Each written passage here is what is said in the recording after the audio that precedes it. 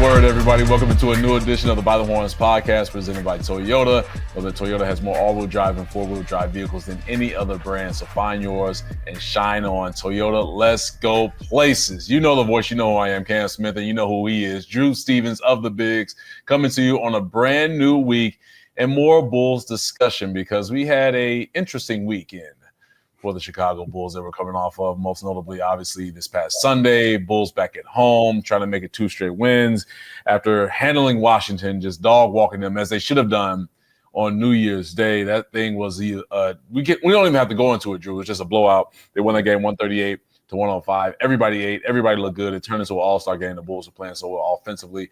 And so it's set up for the return of DeMar DeRozan. So people had the chains tucked in, people hiding behind corners because Debo pulled up, but not in the sense of Debo from Friday because it was all love with DeMar pulling back up to United Center. And you saw pregame, man, a lot of just, long-time hugs that haven't been there with him and, former teammates like Javon Carter, obviously him and Zach LaVine. Just so many players on this Bulls team and also coaching staff that are still connected to DeMar. This is something that he said post-game, that he still talks to these guys, and he said at pregame as well, that he still has these relationships with the coaches and also the team, even though he's not a Chicago Bull anymore. So that's the bond that he has on that side, then the bond from the city, and he was showered with a lot of love, man. So that was the energy that entered that ball game against the Sacramento Kings. And it was one of the more entertaining games that we've seen from the Bulls, especially in the United Center. Unfortunately, they came up on a losing side, lost that game 124-119. A lot to unpack from that from a team standpoint for the Bulls. A little bit of Sacramento as well because they came into that ball game winners of 6 straight, playing some good basketball, especially since they parted ways with former head coach Mike Brown, and Doug Christie, former Sacramento King, has taken over the head coaching duties as interim for the rest of the season. And then also from an individual standpoint from the Chicago Bulls, we saw some great performances from a number of different guys. So, Drew, let's start it here, man. You were there at the United Center. I was there as well, watching this game, covering this game. You have a team that really could have took a step forward against the Sacramento Kings. And it was right there for the taking. And I'm not going to say that this thing depended upon one of the more egregious calls that I've seen in a while, a 5-second violation. I thought I was watching my son's Biddy basketball league when a 5-second violation was called. And if you're like, Cam, they're calling 5-second violations in Biddy basketball, second graders, yes, they do that because officials are wild. So with all respects to Ed Malloy, who made that 5-second violation call, I'm not going to say that decided the game because there's a lot of things that led up until that point when that call was made by Ed Malloy that the Bulls had in their control, and they didn't capitalize on, Drew.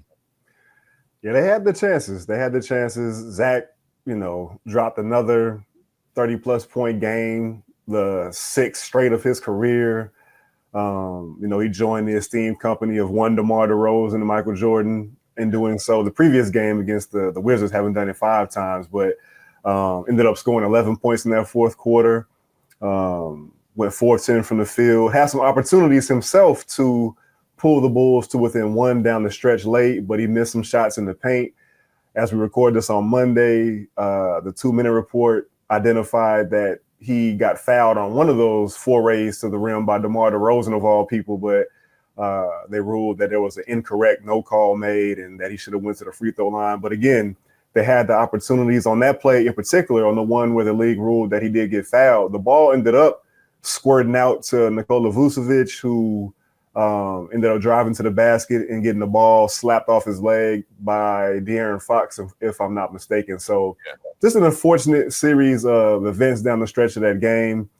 Obviously, you touched on the quick 5-second count that Ed Malloy gave the Bulls. That was kind of the talk of the locker room. Billy Donovan, Zach, Lonzo, Nikola, like they all said that they felt that call was pretty quick. Like Ed had a quick trigger on that particular call. Vooch made sure to mention that they didn't lose the game because of that one call, but obviously you wish they would have been able to have a chance to tie that game up on the play that was drawn up for Zach LaVine. But, it was I thought the game, it was, I don't know if it was because it was in the afternoon or what it was. Although it was competitive and it was really clean, there wasn't a lot of turnovers. It just kind of felt like a little dry to me. Oh, Again, don't do that. Don't do that. Not on Kids Nation Day. Not on Kids Nation Day at the United Center, man. Come on, Drew. You had the babies in the crowd. Come on now. It just wasn't a lot of like pop plays, I guess. But it did set up for that fourth quarter and for Fox and DeMar to trade buckets with Zach. So it was perfect kind of in that way, that it set up that way that neither one of these teams were able to separate themselves too much from each other, and that it did kind of come down to the wire late. But again, Bulls just weren't able to make the plays that they needed to down the stretch. The Kings were, and they walked out of there with the Bulls as their seventh victim in their winning streak. Yeah, looking back on it and just what you were saying about how it didn't have the pop, but it was just like the lead changes. I believe it was 30 lead changes in that ball game that we saw Sunday.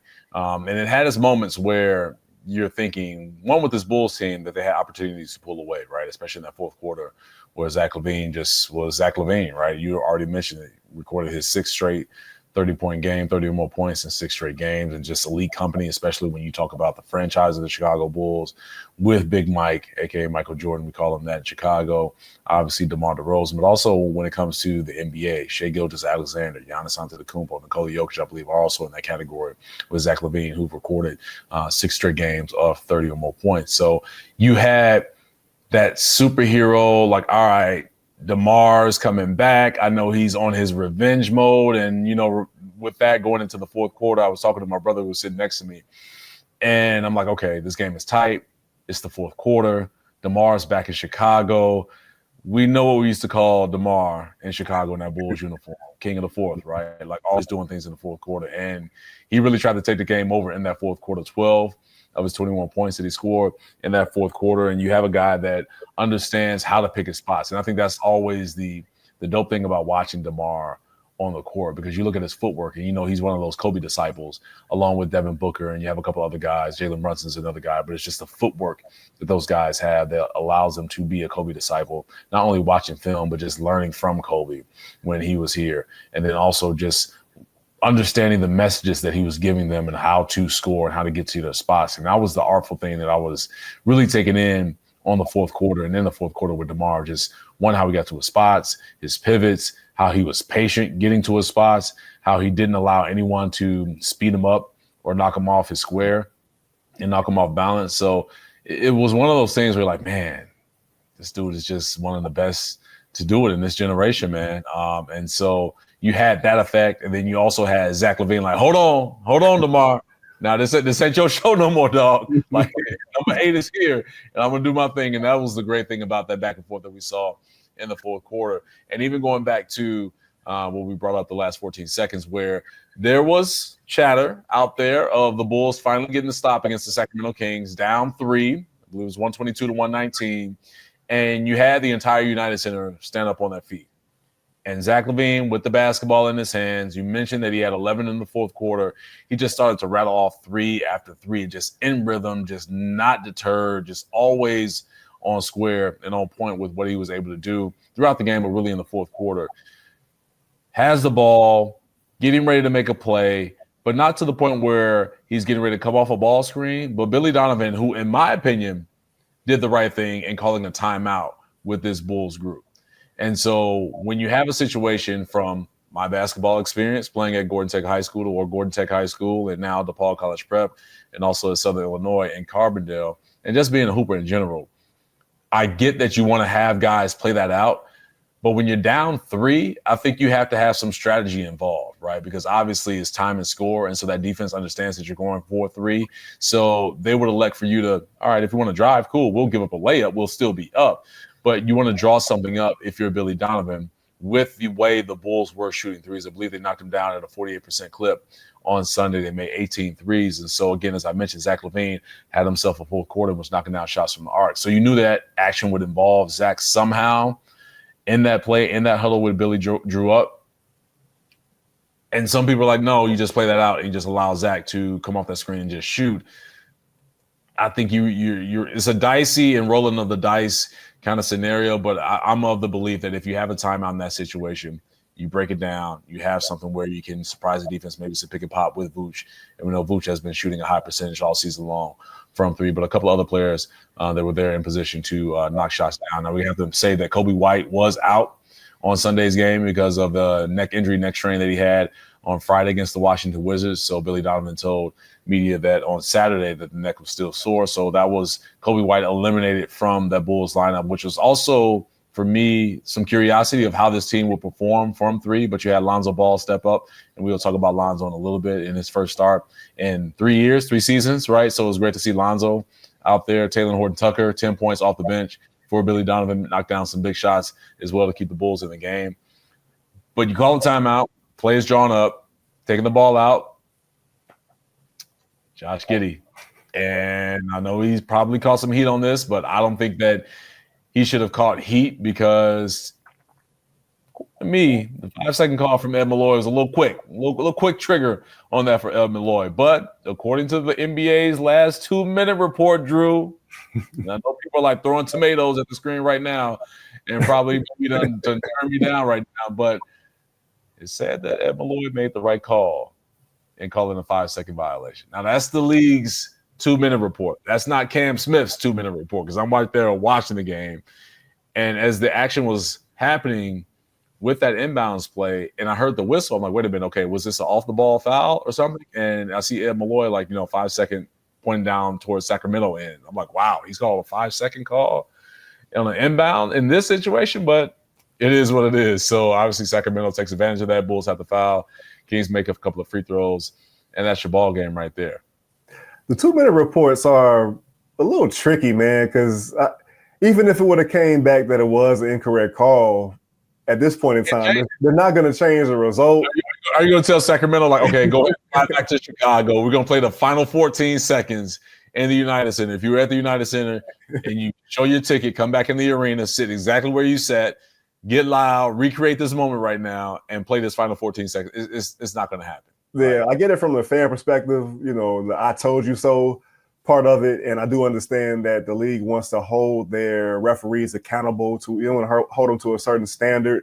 So maybe keep that private, keep that so that just it's something amongst the referees in the league where they can see, okay, this is one that you missed, among, countless calls that you made. These are the few that maybe you missed. Keep that in-house. Don't even nope. I'm not doing it, Drew. I'm not going to look. No. Expose them. We got to hold them accountable. I'm not of the belief of that. Look, we expose and hold players accountable, coaches accountable, and we know that just when it comes to officiating, and this is not to knock officials in any sport because I know it is a hard-ass job to do. Yeah. Sorry, Edgar, but it's just real, right? I have a couple of family members that are officials that have coached on multiple levels, especially on the professional level. And it is very difficult, especially with today's athlete and just how agile and mobile they are. And some things you just okay, well, I wasn't in position, and you try and use your best judgment for that. But you got to hold them accountable. And that's my thing. And that's why, for me, I'm on the fence with the last 2-minute report because you can say, all right, well, they missed a call, but it's not like you can replay that situation again. And it's all right, well, we messed up, our bad, and you keep it moving. I see where you're coming from that standpoint, and I can't argue too much with that. It's just the flip side of it is it just creates even more frustration when it's man, if we would have had this call, we might have been able to do this in this spot in this game. And the Bulls themselves have had this happen a few times over the past 3 seasons. I think it was maybe last season or the year before where it was 3 consecutive games or a certain amount of – I remember the number 3 in my mind, where they had a call late in the game kind of go against them. And, it's going to happen. Referees are human. But it's just – it can be kind of irritating and frustrating from the outsider perspective to get the news that, hey, we missed this call. We can't go back and change it, but we missed it. I get where you're coming from. To your point about Billy Donovan and – calling that timeout. Again, I kind of see both sides of it. I know Billy told us after the game that he felt even though he prefers to kind of attack and unset defense in those moments, he felt like they were getting pushed or pinned to the sideline too much, and that's why he ended up calling that timeout. He wanted to try to get Zach on the move out of that play that we didn't we did not end up seeing come to fruition. Right. And then also, it kind of helped. I think it would have helped Zach out just to have a play in mind of what Billy wanted to see them run, rather than Zach try to freelance something at the end of the game. I think he would have been better off, kind of more organized and a structure to what they were trying to do down the stretch there.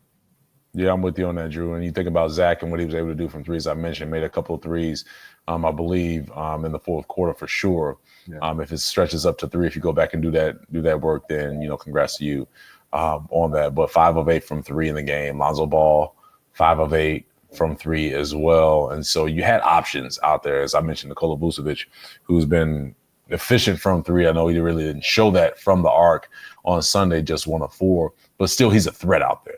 Right. And so teams have to be honest and defend him honestly, along with everyone else on that court. And I think for me, how that setup looked with Josh Giddey taking the ball out, I think it helped in certain situations when it comes to what the spacing was going to be and what the options would be for Zach. Because how many times have you seen this, Drew, right? That the defense will pay attention to the inbounder, but not necessarily. And I think with Billy, if you have Josh Giddey in that corner or on that wing, it kind of bunches things up. And as you mentioned, that the Kings were playing the Bulls very tough and pinning them on the sidelines. I mean, that's a credit to De'Aaron Fox and Malik Monk and Domantas Sabonis and what they were doing on some of those high ball screens, just to kind of pin those guys and get some loose balls going the other way and turnovers. So I like that notion of making sure that Josh Giddey is away from that play, so you have room to operate if you're Zach coming off whatever that screen is. Maybe it's from Vooch, maybe it's from Lonzo, just to try and keep that Sacramento defense guessing. But we wish we could have seen what that play was going to materialize to be, but we didn't get to do that because of Ed Malloy calling the 5-second violation. But we talk about Lonzo and bringing his name up. First start in a very long time, right?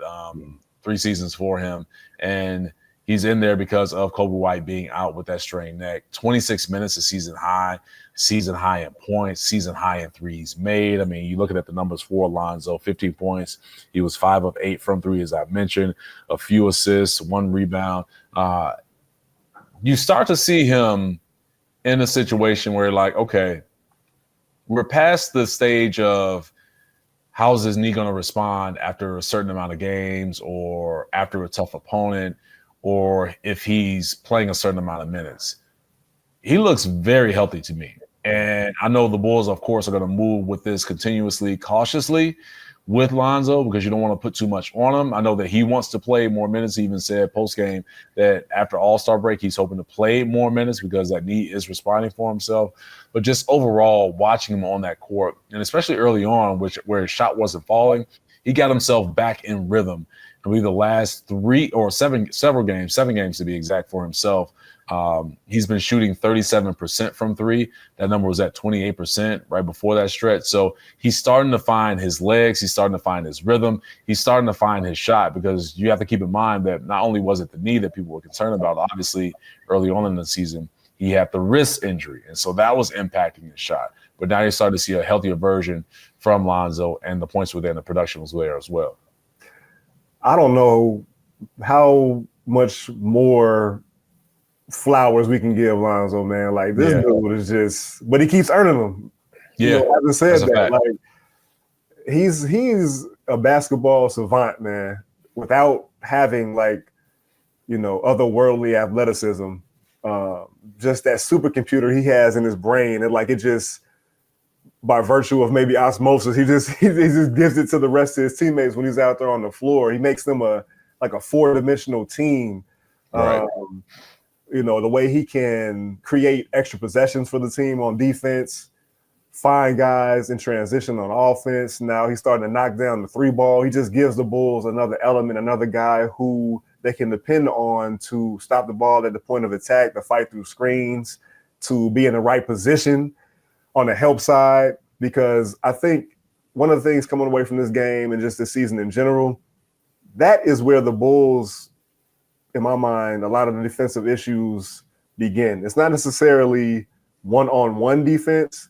It's when they get beat and then everything just starts to kind of cave in and guys are trying to rotate. They might be late. They're not sure where they're supposed to go, or if it's supposed to be them that's rotating over or one of their teammates. But we've seen time and time again this season that whether it's Lonzo himself coming over and taking it upon himself to help and rotate, cover big guys. We saw him do that against Victor Wembanyama sometimes. But it's either him doing it or him pushing guys over into the right spots that they're supposed to be in. And, you know, he talked about how he feels like he can affect the game in 20, 25 minutes, which is the understatement of the year. Like we've seen what this guy is doing this season. He's just incredible basketball player. And it does make you wonder, man, what can he do in 30, 35? Will he get to 30, 35 minutes this season? And in a similar vein, I know guys talked to DeMar DeRozan after the game about being out there, even though he's on the other side of it, with Zach, Vooch, Lonzo, obviously Alex Caruso was in OKC, but just being out there on the court and whether it brought any type of memories to him or any feelings of what if.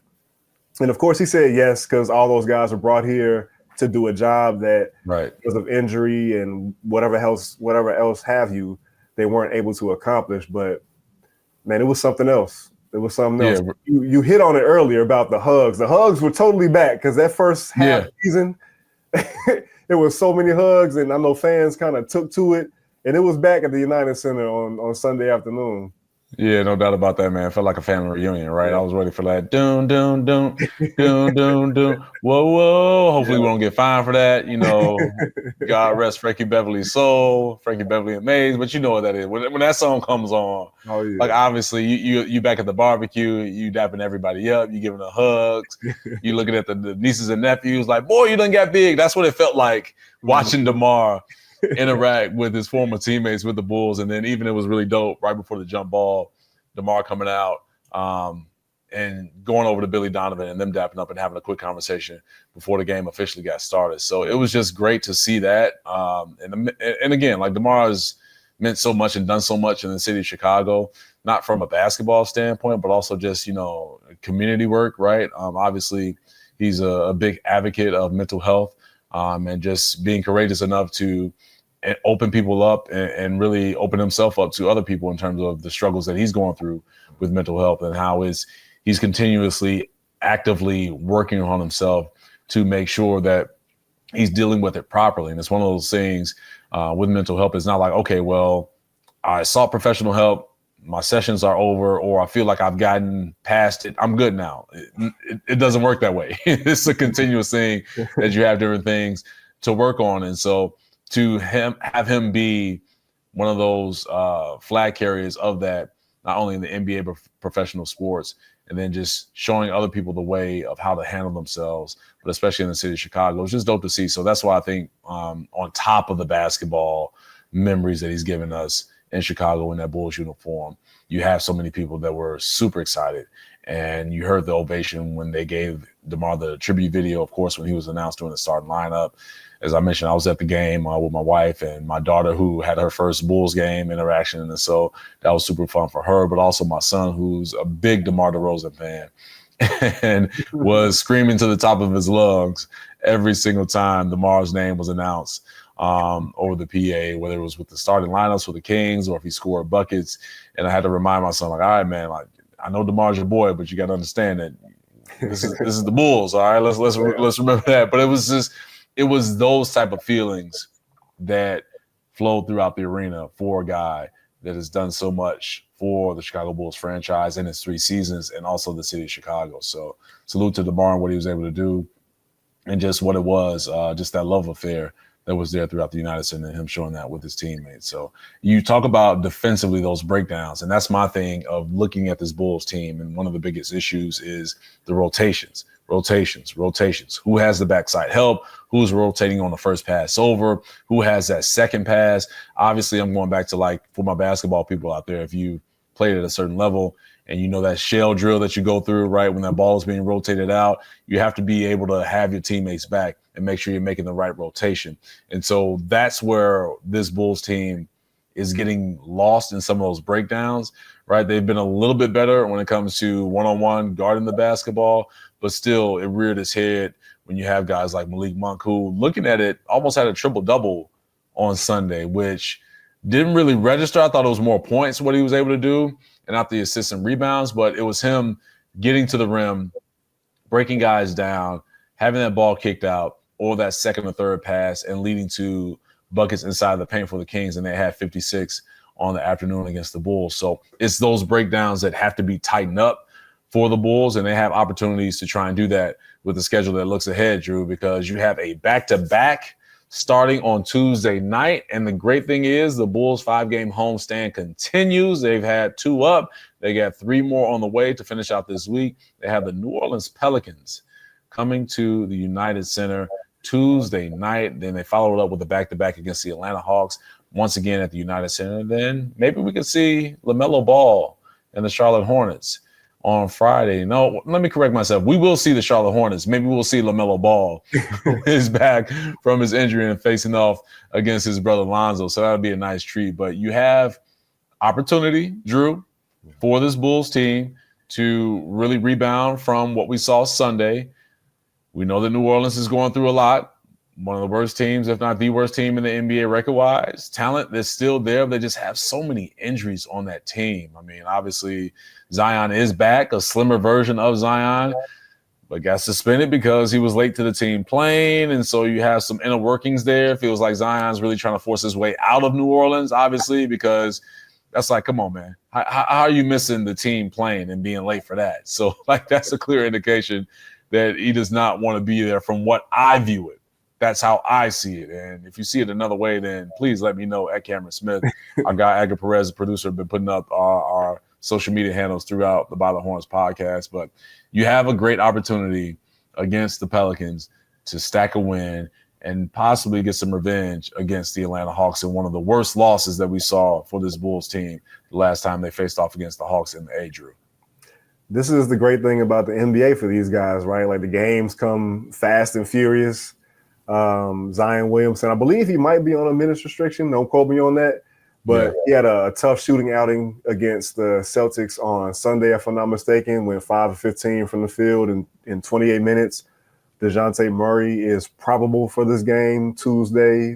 Brandon Ingram is still out. So, to your point, another game the Bulls can try to make the best of, still try to get back to 500 on their United Center court. They are 8-12 right now, so maybe they can notch that ninth victory of the year. It'll be interesting to see what happens with Zion and how the Bulls choose to defend him and who defends him. It can't be a combination of P. Will and Alex Caruso anymore, or Torrey Craig, because those guys are, not available to them either by injury or by trade. So, after Patrick Williams has his time on him, like when he goes to the bench, it'll be interesting to see what happens in those matchups, or if Billy Donovan opts to kind of match P. Will's minutes with Zion's. Right.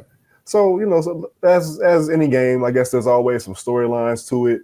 Of course, we know that while Lonzo Ball is on his minutes restriction, he also is not playing in back-to-back games. So the assumption is he's not going to play Wednesday against Atlanta, which coincidentally should be, if all things go as planned, should be Ayo Dosunmu's return to the court.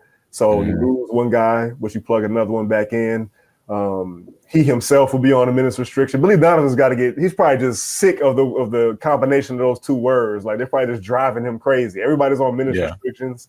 You got to be very mindful of when you're putting guys into the lineup and how much they're playing at any given time, because you may want to get them back in the game late, like in fourth quarters and in clutch opportunities. So, yeah, man.